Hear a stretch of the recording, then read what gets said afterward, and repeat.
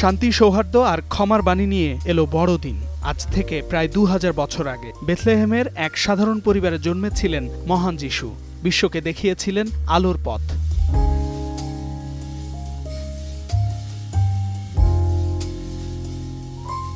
রাত পোহালেই তার আগমনের সেই পবিত্র মুহূর্ত। আর এই দিনটি ঘিরে দেশজুড়ে নানা আয়োজন। বর্ণিল সাজে সাজানো হয়েছে গির্জা, রঙিন বাতির ঝলকানি, ক্রিসমাস ট্রি আর মোমের আলোয় ভরে উঠেছে চার্চ প্রাঙ্গণ। চলছে প্রার্থনাও।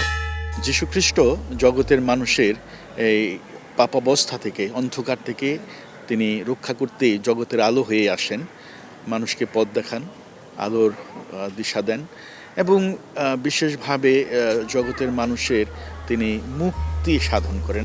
বড়দিনের উপহার, কার্ড বিনিময় থেকে ধর্মাচার ও পিঠাপুলির আয়োজনে দিনটি কাটাবে খ্রিস্ট ধর্মাবলম্বীরা।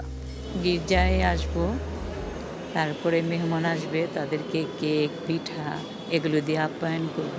প্রভু যীশু খ্রিস্টের যে জন্ম উৎসব সেটা আমরা পালন করতে যাচ্ছি এবং সারা বিশ্বের জন্য শান্তি কামনার জন্য আমরা সমবেত হচ্ছি। বড়দিনের জন্য আমাদের স্টার্টিংটা শুরু হয় নভেম্বর থেকে। গির্জাঘর সাজানো, কেক বানানো, শপিং করা, ইনভাইট করা, চকলেট গিফট করা, সব কিছুই। তো এই প্রিপারেশন যখন কমপ্লিট হয়ে যায় তখন আমাদের মধ্যে একটা আনন্দ থাকে। আর এই আনন্দে নির্বিঘ্নে নেওয়া হয়েছে সর্বোচ্চ সতর্কতা। রাজধানী সহ সারা দেশের গির্জায় বাড়ানো হয়েছে নিরাপত্তা। পুলিশ প্রশাসন এবং সরকারের দপ্তরগুলো আমাদেরকে যথেষ্ট নিশ্চয়তা দান করেছে। তারা অনেকে এখানে উপস্থিত আছে। তাই আমি মনে করি যে আমরা অত্যন্ত নিরাপদে, আনন্দের সাথে এই বড়দিন, ক্রিসমাস পর্ব আমরা পালন করতে পারব।